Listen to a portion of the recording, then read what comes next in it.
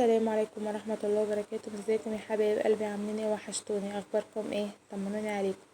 شكرا لمشاهدتكم للفيديو اللي فات، وشكرا لكل حد عمل لايك، وشكرا لكل حد كتب كومنت.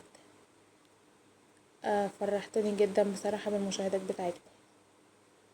النهاردة بقى هنعمل ايه؟ هنعمل صينية بطاطس باللحمة، فقلت اشارككم يومي واصور واوريكم انا بعملها ازاي. اول حاجة عملتها، جبت الصينية بتاعتي وحطيت فيها زيت، ونزلت عليها ببصل متقطع شرايح، وبعدين نزلت باللحمة بتاعتي. اي قطعية لحمة تحبيها واي نوع لحمة هي بتنفع معي، لحمة بقى ضاني، لحمة بلدي، اي لحمة بتمشي معي. فالمهم ايه، جبت اللحمة حطيتها كده زي ما انتوا شفتم، ونزلت عليها بشوية فلفل اسود وشوية كمون وورق لوري كده وعود قرفة، وشوحتها شوية، وبعدين نزلت عليها بعصير طماطم. هديها تقليبة وبسيبها بقى، بغطيها واسيبها على النار لحد ما اللحمة بتاعتي خلاص بتبقى تستوي، وبعدين هنزل عليها ببطاطس، بس لسه مش دلوقتي عشان البطاطس لسه، اللحمة لسه نية. بعدين بقى ايه، خلصتها قلت اعمل شوية رز بلبن بقى للاولاد. جبت الحلة بتاعتي، يعني نزلت فيها بشوية مية غلوا معايا لحد ما غلت كده، ونزلت عليها بشوية من الرز. بفضل اقلب في الرز بقى لحد ما يستوي. هنا اللبن بتاعي كنت جايبه لبن وغليته وسايباه بقى ايه عقبال ما الرز يتسلق. وبقى ايه، جبت الطبق ده حطيت فيه شويه من اللبن واربع معالق نشا، عشان يعني ايه بقى اجهز لما انزل باللبن يبقى النشا بتاعتي جاهزه على طول. وهنا بقى اللحمه مع بعدها عايشه حياتها كده بقى زي ما انتوا شايفين. بفضل اقلب في الرز كل شويه عشان ما يلزقش، وما يقرب يطيب بروح نازله عليه باللبن زي كده اهو. انزل عليه باللبن بتاعي وبقلب فيه شويه لحد بقى ايه ما يغلي. بعدين بنزل بالسكر، سكر بقى حسب الرغبه، شوفي انتي بتحبيه معسل بتحبيه مظبوط، احنا بنحبه معسل شويه بصراحه. فبنزل عليه بالسكر وبفضل اقلب فيه شويه بس لحد ما يغلي معايا، وبعدين بنزل عليه بالنشا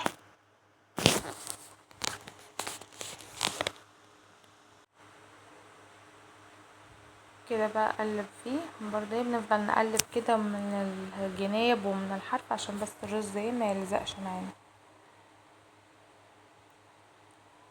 كده بقى. خلاص خلصت، اجيب النشا بتاعتي وانزل بالنشا واقلب على طول عشان النشا بتكلكع بسرعه.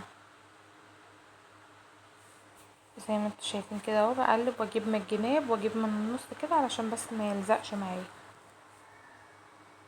هي دي الطريقه اللي انا بعمل بيها الرز بلبن على طول، ما بحبش اضيف عليه ولا اي حاجه تانية. بعد ما بيطيب بقى بحطه في الاطباق، بس بقى ايه مش بحب احط برضو عليه مكسرات. ممكن بقى لو جوزة الهند لو متوفرة عندي ماشي بحط، ما فيش فعادي يعني. خلاص كده بعد ما بصوا طلع قعد يغلي معايا، نزلت عليه بظرفين من الفانيليا. خلاص كده انا هنا كنت طفيت النار، بس كده بقى خدته بره عشان الجو كان حر. هدي شوية وبعدين هنزل فيه في الاطباق بتاعتي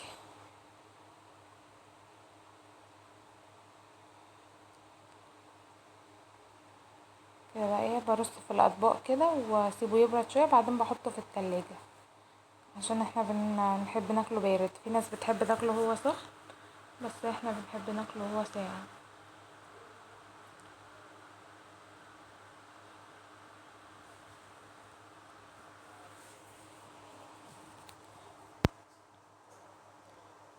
كده بقى خلاص خلصت الرز بلبن بتاعي، ورحت بقى اعمل الرز عشان اللحمه خلاص كانت قربت تستوي. حطيت هنا سمنه وزيت، هسيبهم لما يسخنوا وبعدين هنزل عليهم رز. هعمل رز حبايه وحبايه. هنا بقى نزلت بشويه رز صغيرين، يعني مثلا هنا لو هعمل نص كيلو رز باخد نصهم احمره، وبعدين اكمل الشويه الباقيين عليهم بخليه ابيض، وبفضل اقلب فيه كده لحد ما يوصل للون جولد. انا بحب اللون الاصفر اللي هو اللي هو الذهبي ده، بحب اللون الغامق شويه. في ناس بتحبه يدوبك اول ما يلون كده تروح نازله عليه بباقي الرز. انا بحب اخليه غامق شويه. هتشوفوا معايا دلوقتي. هنا خلاص اللحمه كانت خلاص تقريبا استوت، فحطيت فيها البطاطس عشان تستوي. يعني احنا بنحب اللحمه دايبه كده. وفي ناس بقى في الرز هنا، في ناس بتوصل للمرحله دي وبتروح حاطه عليه الابيض، فانا بحب اخليه ياخد لون ذهبي اكتر، بيبقى جميل، بيبقى احسن على فكره. هنا كده خلاص خلصت، فنزلت بباقي الرز بتاعي، هقلب فيه شويه وبعدين بقى ازوده واحط له واحده مكعب وشويه ملح وخلاص على كده.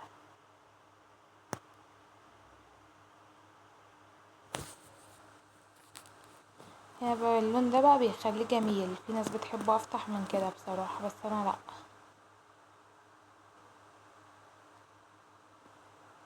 خلاص كده بقى انزل بالمية بتاعتي، ما كان معايا مية سخنه نزلت بيها على الرز، وحطيت واحده مكعب مرق وحطيت شويه ملح.